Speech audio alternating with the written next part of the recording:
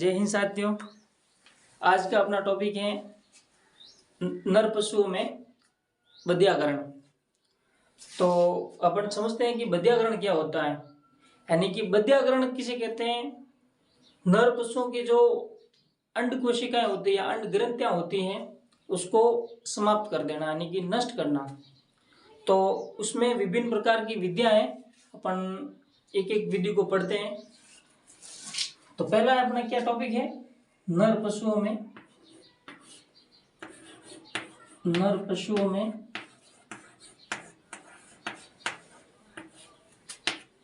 बध्याकरण।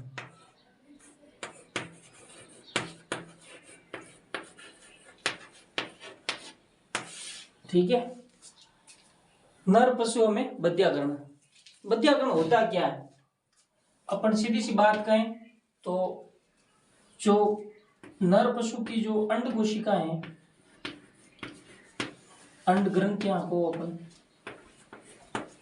अंड ग्रंथियां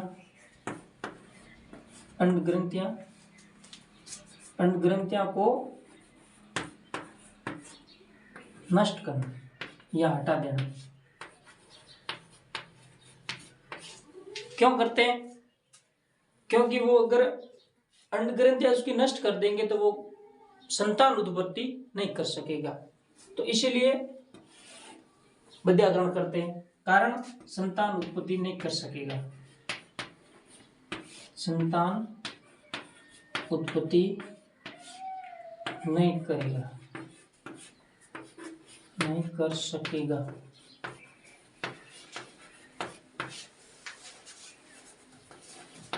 अब बात यह आती है कि संतान उत्पत्ति नहीं कर सकेगा, क्यों? आखिर में क्यों इस बेचारे को इतना दुख दे रहे अपन? तो इसका कारण यह है कि अपन किसान परिवार से हैं, तो पशु है, जैसे बैल है, बकरी है, तो जो इसका नर पशु होता है विभिन्न प्रयोजनों में काम में लिए जाते हैं। जैसे बैल है, जोटो है, तो बैल को अपन क्या करते हैं? अगर उसका बध्याकरण नहीं करेंगे तो उसमें बढ़िया तरीके से काम नहीं कर पाएगा। तो कृषि कार्य के लिए बध्याकृत सांड को अपन कृषि के लिए काम में लेते हैं, या बाहर ढोने के लिए। ठीक है, जैसे बकरी है तो उसका जो नर पशु है, ठीक है ना, उसका जो मांस उत्पादन के लिए, भेड़ के अंदर है मांस उत्पादन में, ठीक है, मुर्गा है तो उसका भी मांस उत्पादन के लिए। यानी कि अगर वो पशु है, नर पशु है, अगर उसको संतान उत्पत्ति के लिए काम में लिया जाता तो फिर उसको जो बेस्ट क्वालिटी, जैसे बकरा के आपने उदाहरण लेते हैं, तो वो जो मांस की जो क्वालिटी वो अच्छी नहीं आ पाएगी। इसलिए अपन उसको बध्याकरण पहले से अपन को छोटी अवस्था में उसको क्या कर देते हैं, उसके जो अंड ग्रंथियां या उसका जो शुक्रवाहिनियां है उसको अपन हटा देते हैं। बध्याकरण 3 प्रकार का होता है। कैसे? पहला है रक्तवीन,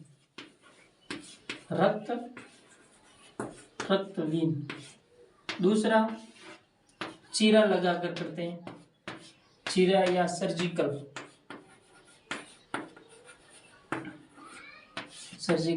विधि,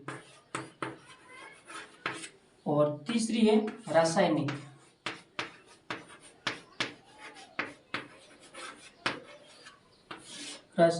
विधि। बध्याकरण 3 प्रकार का, रक्तहीन, चीरा लगाकर या सर्जिकल, और तीसरा है वो रासायनिक है। तो अपन पहले रक्तहीन पढ़ते हैं। पहली विधि है अपनी रक्तहीन।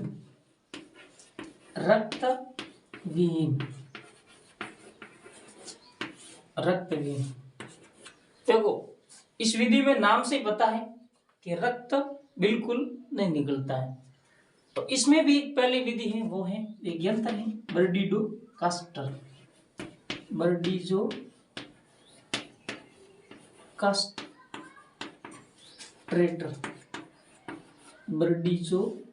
कास्ट्रेटर। ठीक है, क्या होता है इस विधि में? जैसे कि ये अंडकोश है। ओके, ये एक नली है जिसे अपन कहते हैं स्पर्मेटिक कोशिका। स्पर्मेटिक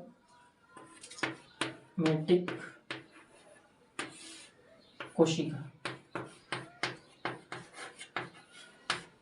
ठीक है। एक और दूसरी है, एक तो भोजन का या रक्त का लेके आती है और एक दूसरी वापस बाहर सप्लाई करती है। तो दो नलिका होती है, एक तो आने की, एक जाने का रास्ता। और दूसरी है वो है शुक्रजनन कोशिका, ठीक है। अब माना सपोज दैट ये वर्षण है, यानी कि अंडकोश है। इसको क्या करेंगे, एक ऐसा यंत्र आता है इस तरह से संडासी की तरह,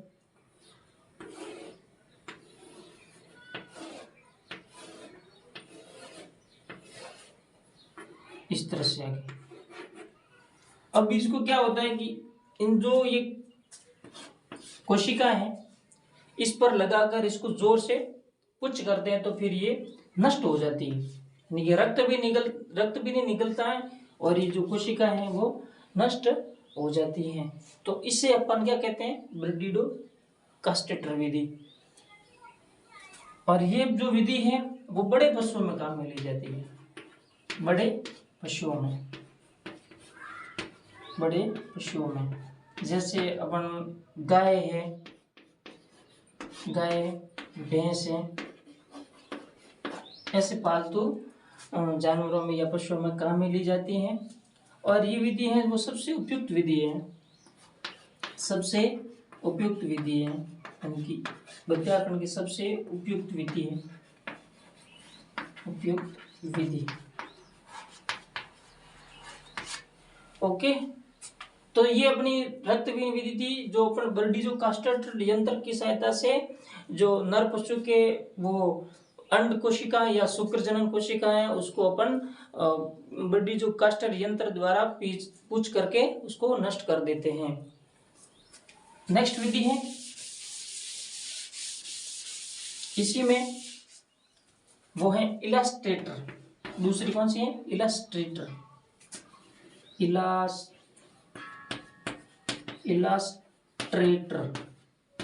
हो गए। इलास्ट्रेटर एक रबड़ की तरह होता है, इसको अपना रबड़ विधि भी कहते हैं, रबड़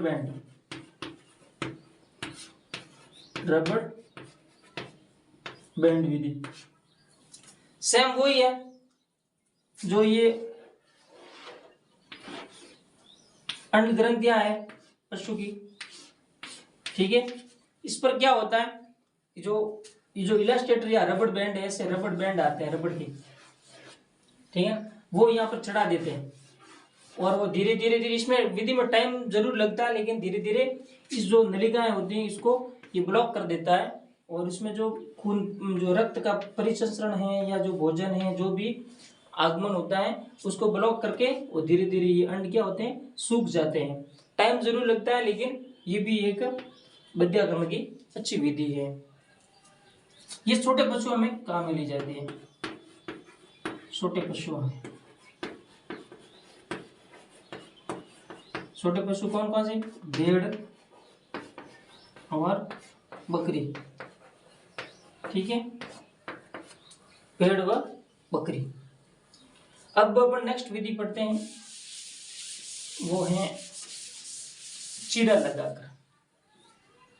दूसरी विधि कौन सी है, चीरा विधि है, चीरा या सर्जिकल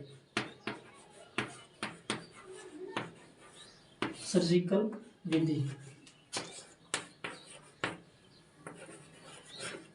सर्जिकल विधि, इस विधि में क्या होता है, सीधा पशु के जो अंड ग्रंथियां होती हैं उस पर चीरा लगा दिया जाता है। और वैसे ये रक्त वाली विधि है, यानी कि ये इसमें रक्त भी बहता है। ज्यादातर ये विधि है वो सुअरों में काम में ली जाती है, सुअरों में ये विधि प्रचलित है, ठीक है। सर्जिकल या चीरा लगाकर सीधे अंडकोश को काट दिया जाता है। अब अपनी नेक्स्ट विधि आते हैं, वो है सबसे अंतिम बहुत बढ़िया विधि है, और वो है रासायनिक विधि। कौन सी विधि? रासायनिक विधि। नाम उठा पड़े, यानी कि रसायन का प्रयोग करते हैं अपन इस विधि के अंदर। कौन सा रसायन? अब जैसे ये कैसे काम में ली जाती है, ऐसे कौन से पशु जिनमें ये विधि काम में ली जाती है? अब जैसे मुर्गा मानो, अपन मुर्गा की अपन कैसे करेंगे, उसमें ये बड़ी जो कास्टेटर इलास्टेटर, उसको चीरा कैसे लगाएंगे, तो उसके लिए रासायनिक विधि काम में ली जाती है। आप समझ सकते हो, यानी कि मुर्गों में ये विधि प्रचलित है। कैसे की जाती है ये विधि? जो मुर्गा होता है, नर मुर्गा, उसके जो गर्दन में चीरा लगा देते हैं, गर्दन में चीरा लगा देते हैं। और फिर क्या करते हैं, एक रसायन आता है, वो उसका नाम है डाइइथाइल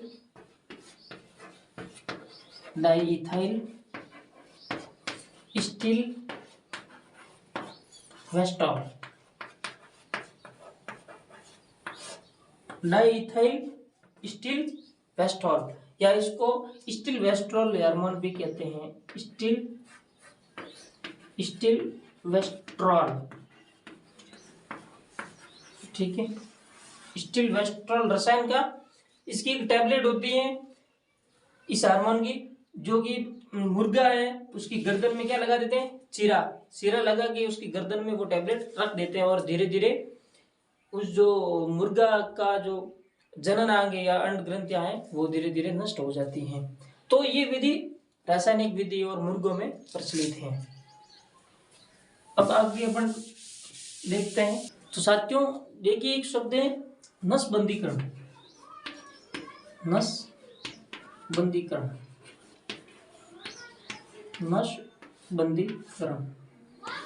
या अपन वेसेक्टोमाइजेशन भी कहते हैं इसको। वेसेक्टोमाइजेशन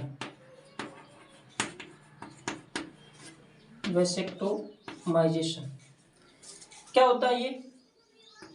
यानी कि जो नर पशु की जो शुक्रवाहिनियां होती हैं, उस नलिका को हटाना।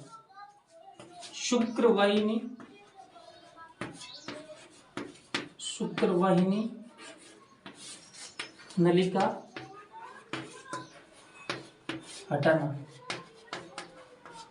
ठीक है। इसी को क्या कहते हैं अपन? नसबंदीकरण या वेसेक्टोमाइजेशन। अब देखिए, जो नसबंदीकृत सांड है, बैल है, जोटो है मान लो, तो उसको क्या कहेंगे अपन? टिज्जर बुल कहेंगे। क्या कहेंगे? टिज्जर बुल। अब देखो इसका काम क्या है, टिज्जर बुल, इसका काम है भाई जो मादा पशु है उसको मध्यकाल का पता लगाना। मध्यकाल कहेंगे, मध्यकाल यानी किसी भी जो नर पशु मादा है उसका ऋतु में आना, ठीक है नहीं, वो क्या कहलाता है? मध्यकाल कहलाता है। यानी कि उसका पता लगाने के लिए टीचर बुल का काम में लेते हैं। टीचर बुल का ही वो एक सांड हुआ करे, ठीक है। नसबंदीकृत सांड है, उसको अपन क्या कहेंगे? टीचर बुल कहेंगे। अब इसमें क्या होता है, जैसे मान लो एक बाड़े में 100 गायें हैं। अब जो पशुपालक है उसको कैसे पता लगेगा कि भी कौन सी गाय मध्यकाल में आ रखी है? तो उसके लिए वो टीचर बुल का प्रयोग करेगा। कैसे? अब देखो, एक बाड़े में अगर 100 गायें हैं तो 10 गायों पर एक ही सांड रखा जाता है टेस्ट करने के लिए, ठीक है। अब इसमें क्या होता है, जो ये टीचर बुल है, सांड है, इसकी छाती पर नीले रंग की स्याही लगा देते हैं, ठीक है। नीले रंग की स्याही लगा देते हैं, फिर उसको बाड़े में छोड़ देते हैं, और जैसे ही जिस गाय पर वो नीली स्याही लगी होगी तो उस पशुपालक को ऑटोमेटिक पता लगेगा कि भाई ये जो गाय हैं वो ऋतु में आ चुकी हैं। तो इसीलिए टीचर बुल का प्रयोग अपन मध्यकाल में पता लगाने के लिए करते हैं। और जो नसबंदीकृत मुर्गा है उसको अपन कैपेन कहेंगे। नसबंदीकृत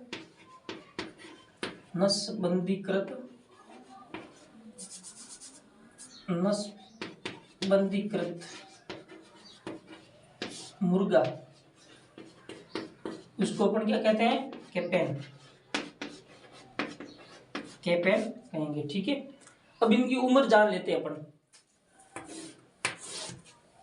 कि भाई बध्याकरण है वो किस उम्र में करना चाहिए।